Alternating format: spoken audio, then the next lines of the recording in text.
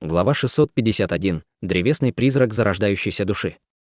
Маленький зеленый силуэт не получил ни малейшего ущерба от удара Хань Ли и ухмыльнулся, глядя на него. Хань Ли рассмеялся. «Рано радуешься. Если ты действительно хочешь сожрать мою зарождающуюся душу, то тебе понадобится больше, чем несколько высокомерных слов. Если я правильно догадался, то ты можешь есть только души низкоранговых культиваторов. То, что ты можешь съесть мою зарождающуюся душу, плод твоих фантазий. Возможно, раньше ты могла это сделать, но, судя по твоему нынешнему состоянию, твое тело слабо для этого. Вот почему ты находишься в такой странной форме. Ну хватит пустых разговоров, сначала посмотрим, как ты выстоишь против моих летающих мечей». Услышав эти слова, на лице маленького силуэта появилась злоба. В этот момент Хань Ли указал на летающие мечи, которые кружили над ним. В мгновение ока 12 летающих мечей метнулись полоской лазурного света в маленький силуэт. Маленький зеленый силуэт стоял на месте с угрюмым выражением.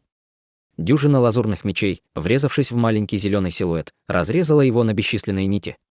Эти нити зависти в воздухе, что вызвало тревогу Хань Ли.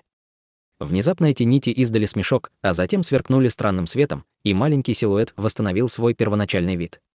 Силуэт, казалось, пришел в ярость от слов Хань Ли и проговорил злобным голосом: «Неплохо, неплохо.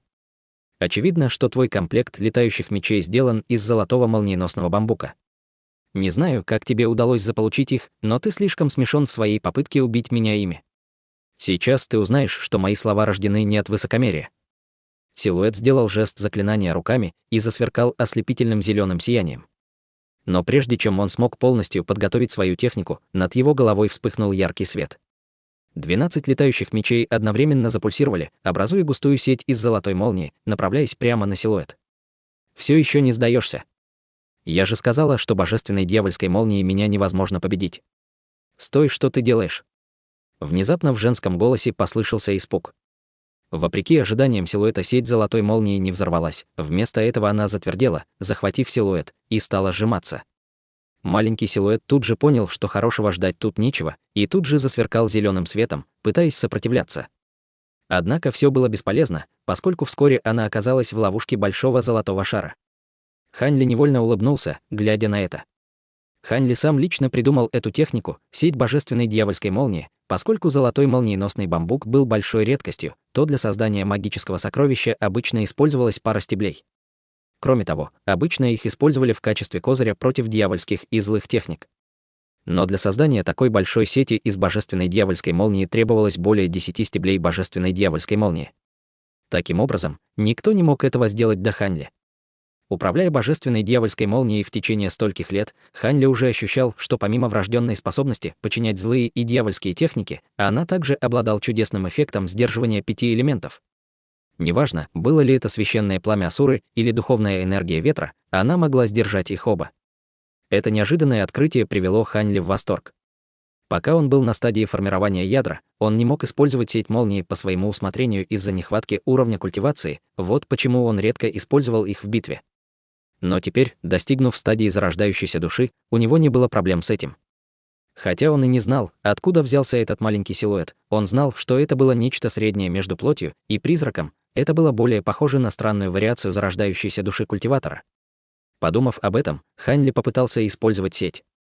К несчастью для силуэта, хотя он и слышал легенды о божественной дьявольской молнии, он не знал о ее скрытых свойствах. В противном случае он не стал бы стоять и ждать атаки. В мгновение ока Хань Ли поймал его своей сетью. При виде этого Хань Ли улыбнулся и выпустил из руки лазурный туман, чтобы приблизить к себе золотой шар. Золотой шар задрожал, издавая яростные, пронзительные крики: «Да как ты посмел схватить меня? Отпусти меня, иначе я усовершенствую твою душу и превращу твою жизнь в ад». Хань Ли нахмурился и угрюмо проговорил: «Усовершенствуешь мою душу? Кажется, до тебя еще не дошло, в каком ты положении.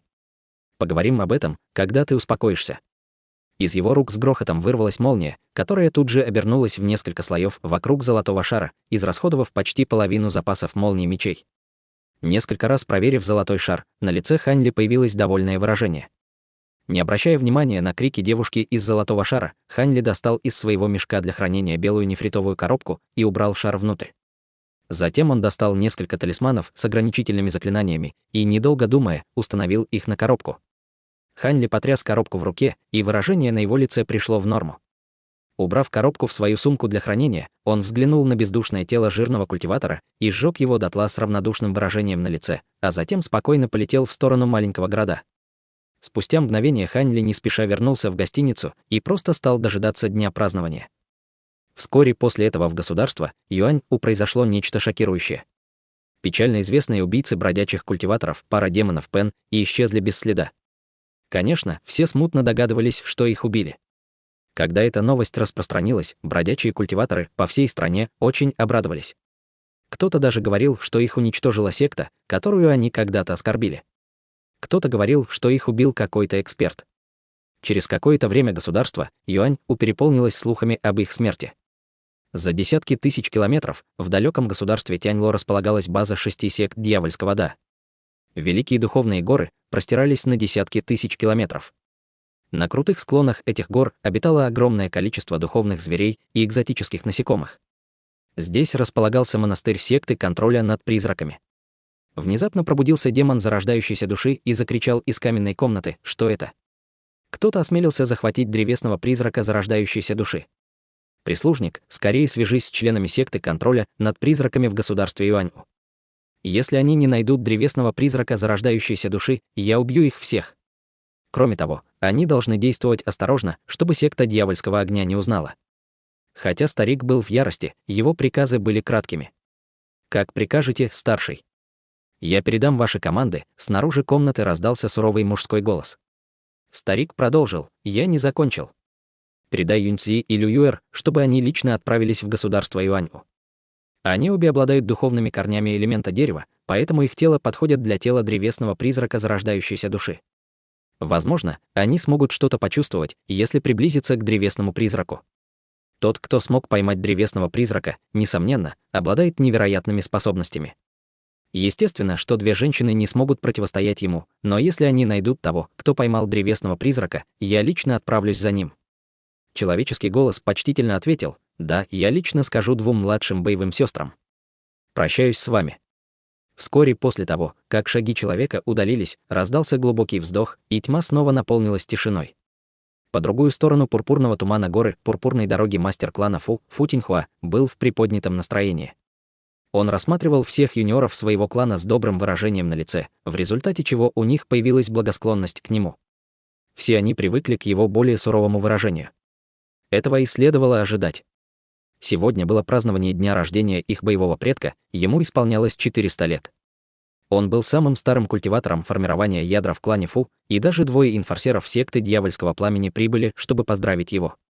Это значительно повысило престиж клана Фу. Юниоры клана Фу не осмеливались быть небрежными и делали все возможное, чтобы этот праздник не привел к потере престижа для предка клана. Когда боевой предок клана Фу осмотрел всех присутствующих, он выглядел очень довольным. Затем он вошел в боковой зал вместе с несколькими юниорами. Боевой предок в фиолетовой одежде с пронзительным взглядом прислонился к креслу в комнате и медленно сказал: «Цинер». Пришли ли почетные гости из секты Дьявольского пламени? Кто развлекает их? Его голос не был громким, но он был наполнен достоинством человека, который возглавлял клан Фу в течение более чем столетия процветания. Преподобный предок, старейшина Сун секты Дьявольского пламени, прислал ученика, заявив, что он и защитник Мо обязательно придут поздравить. Тем не менее, это займет 1-2 дня, поспешно ответил бледный 40-летний культиватор.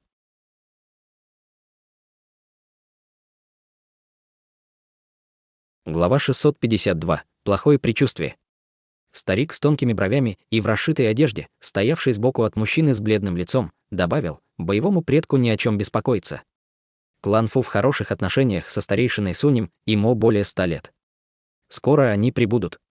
Поскольку нынешние шишки секты смогли продвинуться в значительной степени благодаря поддержке нашего клана Фу, можно сказать, чтобы тесно связаны друг с другом.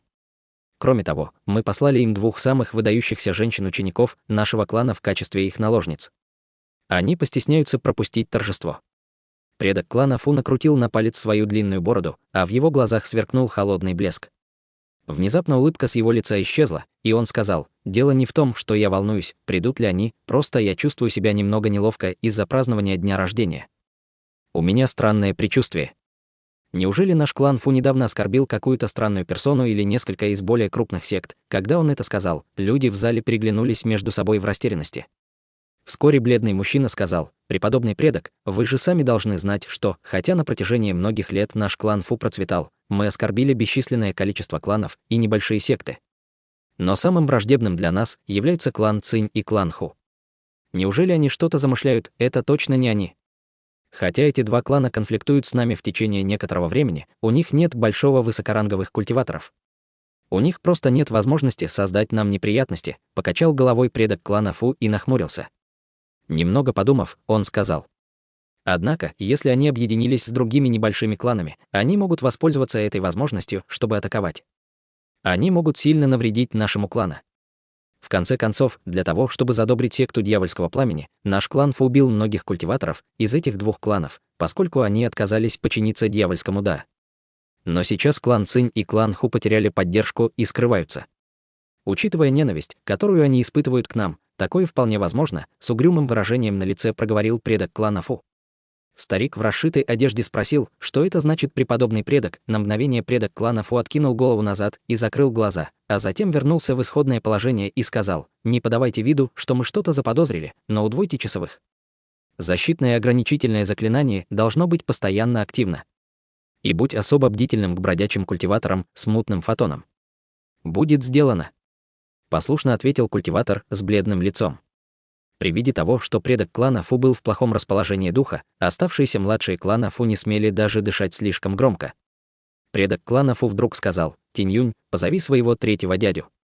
Скажи, чтобы он принес с собой железно-спинного зверя в своей сумке для хранения духовных зверей. Он может защищать клан Фу с помощью этого зверя». Старик в расшитой одежде невольно вскрикнул: «Что? Неужели преподобный предок и правда хочет потревожить третьего боевого дядю ради празднования своего дня рождения, когда он находится в критическом месте его культивации?» Предок клана Фу холодно фыркнул и сказал: «Прошлое в прошлом, настоящее сейчас». Хотя культиваторы не всегда могут предсказать бедствие, иногда стоит прислушаться к своей интуиции. Тут уж ничего не поделаешь. Лучше перебдеть, чем недобдеть.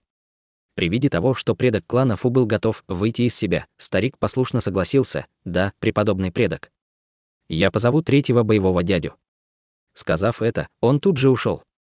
После этого предок клана Фу отдал еще несколько приказов, прежде чем он, наконец, смог почувствовать себя непринужденно. На Лысой горе за пределами горы Фиолетовой дороги перед фиолетовым туманом стояла группа культиваторов из 30 человек и перешептывалась между собой. Хань Ли был среди них и молча оглядывался по сторонам, словно он был обычным бродячим культиватором. Для Хань Ли стало неожиданностью, что в государстве Юань убыло так много бродячих культиваторов стадии заложения фундамента. Вероятно, только небольшая часть смогла прийти и поздравить предка клана Фу с днем рождения. Когда он был в государстве Юэ, бродячие культиваторы были редкостью. Хотя государство Юань убыло немного больше, чем государство Юэ, разница не была слишком большой. Хотя с тех пор прошло уже 100 лет, Хань Ли почувствовал, что он отстал от жизни. Однако Хань Ли не подозревал, что до того, как праведная и дьявольская Да атаковали, большинство таблеток заложения фундамента были в руках сект и кланов и редко когда попадали в руки бродячих культиваторов. Но за последние 100 лет множество сект и кланов были истреблены. Было уничтожено огромное количество наследий клана, в результате чего большое количество таблеток заложения фундамента распространилось повсеместно. Хотя большинство таблеток были приобретены кланами и сектами, небольшая часть, которая попала в руки бродячих культиваторов, вызвала внезапное увеличение учеников в стадии заложения фундамента в каждой стране, создав большую силу. Было даже несколько бродячих культиваторов, которым удалось прорваться к стадии формирования ядра. И праведная Да, и дьявольская Да, и Альянс Небесного Да старались поглотить бродячих культиваторов и подавляли тех, кто сопротивлялся этому. Как праведный Да, дьявольский Да и Альянс Небесного Да, все они приняли политику поглощения всех бродячих культиваторов, которые они могли, и подавляли тех, кто сопротивлялся. В результате бродячие культиваторы не смогли ничего предпринять, несмотря на их значительное увеличение в количестве. Пока Хань Ли думал об этом, внезапно в небе появилось 8 полосок красного света. Приземлившись перед фиолетовым туманом, свет погас, показывая группу культиваторов в красной одежде. Среди них было 2 культиватора формирования ядра. У одного из них были белые волосы и тыква за поясом. Другой выглядел совершенно обычно, но в его глазах сверкал угрожающий холод. Бродячие культиваторы забеспокоились при виде их. Некоторые даже стали перешептываться, что прибывшие из секты дьявольского пламени. Более опытные бродячие культиваторы стали говорить шепотом, опасаясь, что члены секты Дьявольского Пламени услышат их. Это старейшины секты Дьявольского Да, Сунь и Мо, а те женщины рядом с ними, должно быть, знаменитые красавицы клана Фу. Я слышал, что их сделали наложницами старейшин. Хань Ли, естественно, слышал все это благодаря своему духовному чутью. Он невольно переместил свой взгляд на культиваторов, формирование ядра секты Дьявольского Пламени и двух наложниц. Как он и думал, обе женщины были великолепными красавицами. Ученики секты Дьявольского Пламени игнорировали бродячих культиваторов. Ученик из их группы подошел к густому туману и послал в него талисман передачи голоса. Затем ученик послушно встал рядом с двумя культиваторами формирования ядра. Через мгновение фиолетовый туман задрожал, открывая проход внутрь. Множество учеников клана Фу приветствовало гостей. Хань Ли воспользовался этой возможностью и пристально взглянул на учеников клана Фу, но тут же перевел взгляд. В тот момент группа культиваторов секты Дьявольского Пламени вошла в фиолетовый туман, и проход исчез. В следующие 4 часа несколько культиваторов из других кланов и небольших сект начали последовательно прибывать на гору. Их всех приветствовали с одинаковой вежливостью. Через некоторое время из тумана вышел лакей с извиняющимся выражением лица. «Клан Фу просит прощения, что заставил ждать вас, господа. Дело не в том, что клан Фу смотрит на вас сверху вниз, а в том, что проход в замок слишком тесный, и мы не хотели создавать толпу, если бы много культиваторов оказались там разом. Вот почему мы позволяем вам войти только в день празднования. А теперь, пожалуйста, не стесняйтесь. Если вы пришли искренне поздравить нашего предка, мы не будем относиться к вам несправедливо. Праздник начнется в главном зале, проходите в замок». Вежливым тоном проговорил лакей, рассеивая недовольство бродячих культиваторов. Затем бродячие культиваторы молча переглянулись между собой и последовали за лакеем в туман. Хань Ли спокойно подошел к толпе, но через мгновение он исчез из поля зрения. Неважно, были ли это культиваторы, которые шли впереди него, или ученики клана Фу, которые отвечали за охрану секты, никто из них не заметил эту аномалию. Словно Хань Ли никогда там и не было. Многие культиваторы стадии заложения фундамента уже были внутри просторного зала. Они весело приветствовали посетителей, оставляя после себя приятное впечатление. В замке было около 300 гостей, вместе с теми, кто прибыл сегодня и кто прибыл заранее. Теперь, когда наступил день рождения предка клана Фу, гости собрались в главной зале в ожидании его. Учитывая огромное влияние клана Фу в государстве Юэ, бродячие культиваторы и культиваторы из мелких кланов прибыли со всей страны. Даже представители из более крупных кланов с широкой улыбкой болтали с культиваторами клана Фу.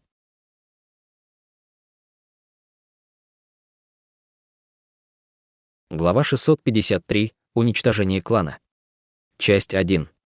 В настоящее время предок клана Фу был не в главном зале, а в одном из уединенных павильонов замка.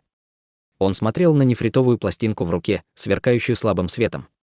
Поскольку он был главным героем торжества, он должен был появиться в последний момент. Он также решил воспользоваться этим, чтобы разобраться с несколькими неотложными делами, как мастер клана Фу. Помимо предка клана Фу в павильоне был крупный мужчина кожей цвета меди. Он был на ранней стадии формирования ядра, а у него на поясе висело множество сумок для хранения разного размера. Предок клана Фу ударил по столу и крикнул с мрачным выражением лица: «Хм! Это не государство Цзинь. Секта контроля над призраком просит, чтобы мы помогли им добыть информацию. Да что они возомнили о себе? Они что, считают, что наш клан Фу их подчиненные?» Большой человек погладил свой подбородок и с любопытством проговорил: «Седьмому дяде не стоит так злиться. Разве на нефритовой пластинке не написано, что они ищут? Неужели это что-то настолько важное, что заставило их секту понервничать? Это раздражает. Они хотят нас использовать, но продолжают темнить. Они просто хотят, чтобы мы вспомнили, не происходило ли в государстве Юаню совсем недавно каких-либо странных событий, и просят сообщить им, если что-то странное произойдет». В глазах крупного человека появился энергичный блеск. Он задумчиво сказал: «Вот как. Кажется, секта контроля над призраками пытается скрыть что-то от секты Дьявольского Пламени, поэтому и обратилась в наш клан Фу. Иначе с какой бы стати они стали передавать нам такие размытые инструкции?» Старик закрутил бороду и пробормотал: «Третий младший, твои слова имеют смысл. Чтобы еще больше обезопасить наш клан Фу, нам стоит подружиться с сектой контроля над призраками на всякий случай, помимо служения секте Дьявольского Пламени. Хотя все это время у нас были дружеские отношения с сектой контроля над призраками, они по-прежнему нам не доверяют. Кажется, нам придется пересмотреть наши планы. Возможно, со самой слабой из 6 сект дьявольского да, сектой контроля над призраками тоже стоит подружиться. Это может быть хах. Я не думаю, что клану Фу стоит заключать договор с сектой контроля над призраками, если мы не хотим разозлить секту дьявольского пламени. Ведь именно благодаря ей ваш клан процветал в течение последних 100 лет. Мысль большого человека была внезапно прервана насмешкой незнакомого человека. Предок клана Фу и большой человек почувствовали себя потрясенными и одновременно вскочили со своих стульев. Переглянувшись между собой в шоке, предок клана Фу громко спросил, какой уважаемый господин почтил клан Фу своим присутствием. «Я Фу Тиньхуа, надеюсь, что старший простит меня за мою невоспитанность, не нужно приветствовать меня. Я пришел без приглашения». Как только эти слова прозвучали, в павильоне внезапно вспыхнул лазурный свет. Предок клана Фу и большой человек невольно вскрикнули в тревоге и метнулись в угол комнаты.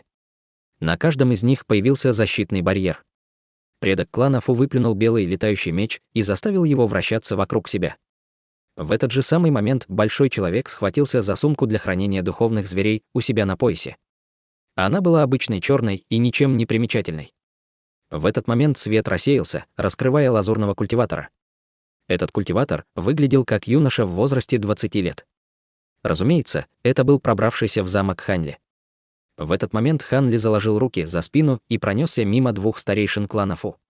Он медленно сказал: «Я проверил замок клана Фу своим духовным чутьем и обнаружил, что у вас двоих самый высокий уровень культивации среди нескольких культиваторов формирования ядра. Очевидно, что вы лидеры клана Фу». Лицо Ханли совершенно не выражало никаких эмоций. Поскольку Ханли не скрывал свой уровень культивации, два культиватора формирования ядра могли почувствовать его высокий уровень культивации. Старик заставил себя наигранно улыбнуться, несмотря на свой страх, и сказал: «Значит, вы культиватор зарождающейся души. Могу я спросить, чем клан Фу обязан такой честью? Возможно, мы можем вам чем-то помочь». Ханли прищурился и уставился на старика. «Ты предок клана Фу?» Услышав вопрос Ханли, предок клана Фу почтительно ответил: «Я не смею называть себя предком перед старшим. Имя этого младшего — Фу Тиньхуа, нынешний мастер клана Фу». Волнение в сердце предка клана Фу усилилось еще больше. У него появилось плохое предчувствие, что от появления этого культиватора стадии зарождающейся души не стоило ожидать ничего хорошего. Ханли взглянул на старика со странным выражением на лице. «Так ты не предок клана Фу, значит, я обратился не к тому человеку. Поскольку я пришел в клан Фу, чтобы получить возмещение ущерба, мне лучше сначала поговорить с кем-то уважаемым». Когда предок клана Фу услышал Ханли, его сердце ушло в пятки. Получить возмещение ущерба. Старший, должно быть, шутит. Я первый раз в жизни вижу этого старшего. Возможно, вы ошиблись. Большой человек, услышав это, побледнел, и он схватился за свою сумку для хранения духовных зверей с еще большей силой. Культиватор зарождающейся души, который говорил, что пришел получить возмещение ущерба, не могли значить ничего хорошего. Ханли перевел взгляд в сторону большого человека и с улыбкой сказал: «Ошибка. Этого не может быть. Изначально я хотел вам объяснить все, прежде чем душа покинет ваше тело, но это долгая и грязная история, так что у меня нет желания тратить свое время попусту. Вы двое будете первыми. С остальной частью клана я быстро расправлюсь, убив вас». Как только Ханли сказал это, предок клана Фу яростно закричал: «Что? Вы хотите уничтожить весь клан Фу?» Он достал желтый талисман и быстро ударил им об стену, словно это была иллюзия. Казалось, это был талисман техники движения элемента Земли. «Ты думаешь, что сможешь сбежать так просто?» Усмехнулся Ханли, но не стал преследовать его. Вместо этого он щелкнул пальцем в другом направлении. Мгновенно появилась полоска лазурного света, которая вонзилась в грудь большого человека в углу комнаты. Его барьер мгновенно разрушился. Но в тот момент, когда умер большой человек, сумка с духовным зверем вспыхнула ярким светом, испустив слабый рев. Труп крупного человека упал на пол, но Ханли даже не взглянул на него. Сейчас убить культиватора на ранней стадии формирования ядра для него было лишь детской забавой, однако его заинтересовала сумка для хранения с духовным зверем. Взмахнув рукой, он приманил ее к себе. Затем Ханли взглянул на стену, в которой исчез предок клана Фу, и ухмыльнулся. По взмаху руки у него из рукава появилась белая лисица. Ханли приказал маленькой лисице: «Используй технику движения Земли и разберись с ним. С твоими способностями разобраться с культиватором средней стадии формирования ядра не должно составить никакого труда». «Конечно, мастер.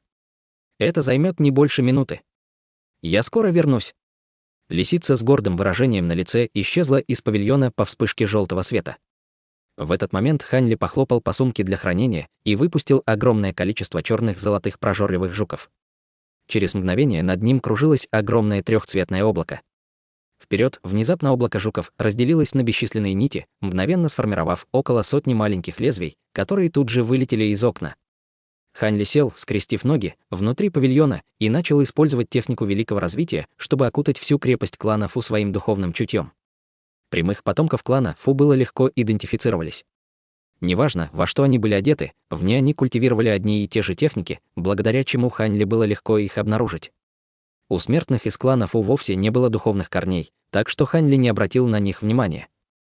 Он просто направил трехцветные летающие мечи, чтобы те поглотили культиваторов клана Фу. Через мгновение раздались жалостливые вопли и тревожные крики, а в воздухе запахло кровью.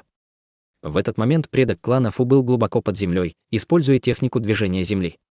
Все, о чем он думал, убежать как можно дальше. То, что случится с его учениками, совершенно его не касалось. Хотя он лично не видел, как умер его боевой племянник, он уже знал, что это произошло. Хотя клан Фу был под защитой духовного зверя, побег от культиватора зарождающейся души был довольно проблематичным. Однако предок клана Фу был доволен, что ему удалось выиграть немного времени. Хотя он и хотел спасти других членов клана Фу, у него не хватило бы сил противостоять культиватору зарождающейся души. Он бы просто погиб понапрасну, вот почему он решил сохранить жизнь себе. Пока предок клана Фу был жив, то клан Фу можно было считать живым. Помимо замка клана Фу, в государстве Юань-У было много других членов клана Фу. Если бы предок выжил, то клан Фу всегда мог возродиться снова. Тем не менее, он был озадачен и подавлен тем, как клан Фу навлек на себя гнев незнакомого культиватора зарождающейся души. Он фактически сказал, что собирается уничтожить весь клан Фу. Хотя этот культиватор зарождающейся души говорил совершенно без эмоций, старик чувствовал, как его сердце дрожало, вспоминая его выражение.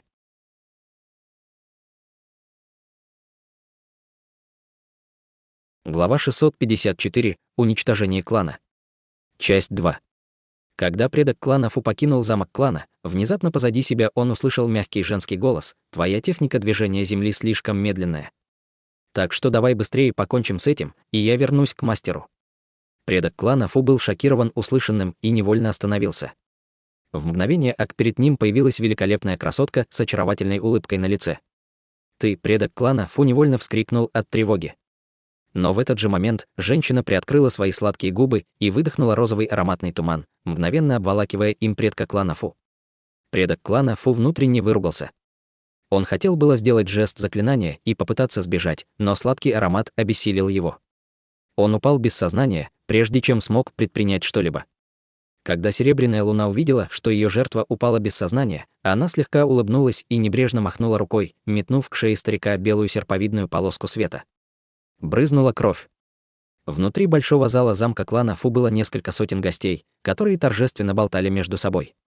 Несколько культиваторов формирования ядра лично пришли поздравить предка клана Фу, и все они держались одной компанией высокоранговых культиваторов. Между гостями и хозяевами празднества царила дружеская атмосфера. Внезапно снаружи главного зала послышались жуткие вопли.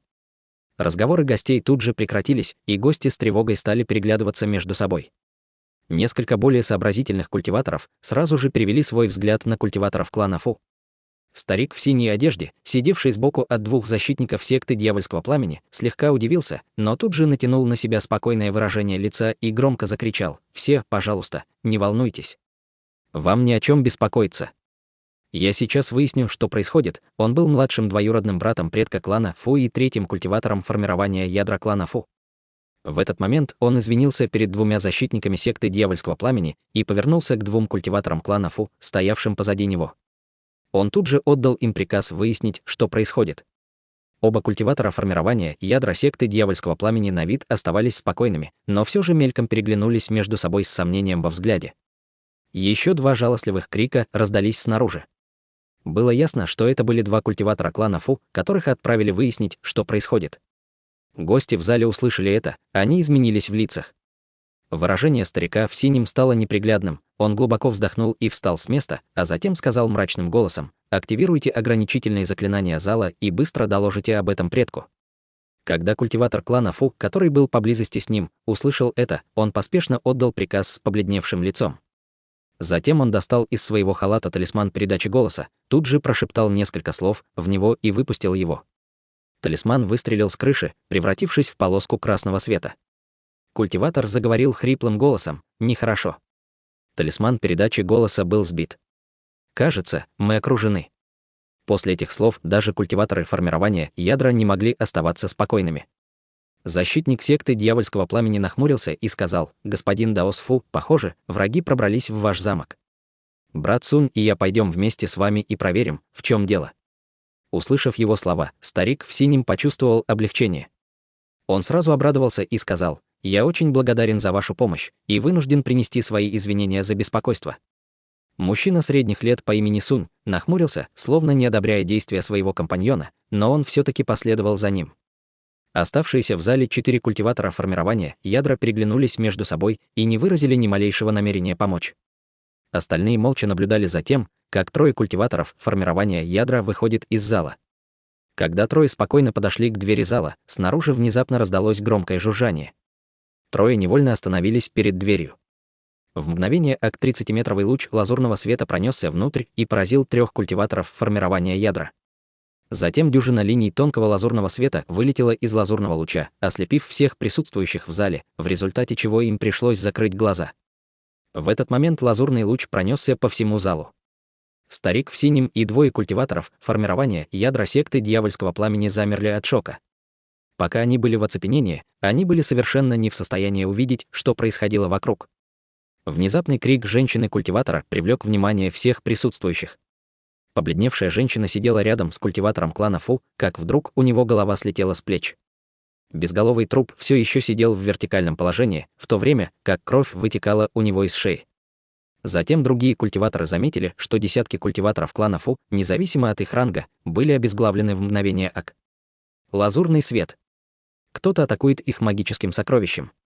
«Господин Фу, вы должны», — закричал культиватор, который был в хороших отношениях с кланом Фу, словно пытаясь предупредить культиваторов формирования ядра клана Фу, но его слова тут же повисли в воздухе, а лицо стало пепельным. В этот момент старик в синем и остальные словно разделились на части, как будто они были сделаны из бумаги. Их тела рухнули в луже крови. Когда гости торжества увидели это, у них по спине пробежал холодный пот. Эти культиваторы больше не могли сохранять свое спокойствие, они запаниковали. Каждый из них тут же окутал себя красочным барьером, заполнив комнату разноцветным сиянием.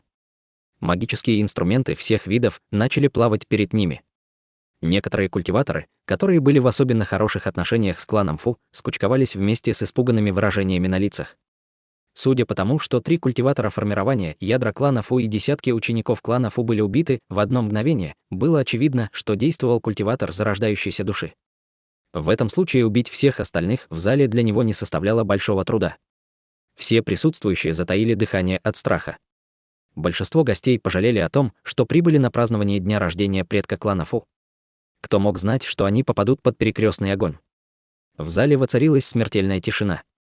Некоторые из культиваторов формирования ядра с более сильным духовным чутьем хотели проверить, что снаружи. Однако клан Фу наложил множество ограничительных заклинаний, чтобы защитить свои секреты от посторонних глаз.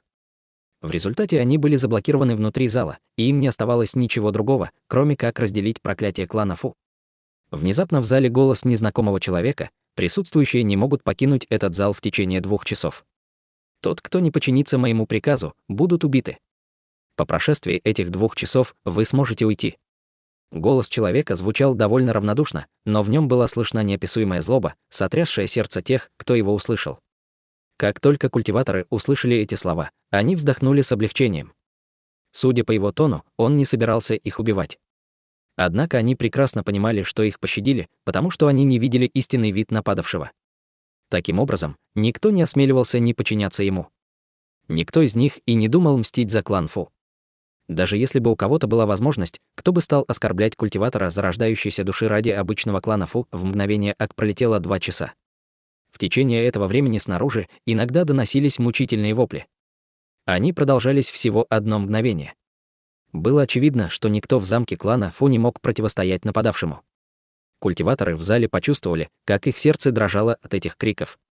Все они догадались, что клан Фу оскорбил эксперта или великую державу, поэтому и был уничтожен. Множество людей испытывало жалость к клану Фу. Спустя промежуток времени, чтобы выпить чашку чая, крики в замке Фу прекратились, а снаружи стало так тихо, как в зале. Гости переглянулись между собой, но никто из них не осмеливался действовать опрометчиво. Через 2 часа голос мужчины не прозвучал снова. В конце концов, один из более храбрых культиваторов формирования ядра решил покинуть зал. Ему благополучно удалось это сделать. В следующий момент остальные гости вздохнули с облегчением и стали покидать зал вслед за ним.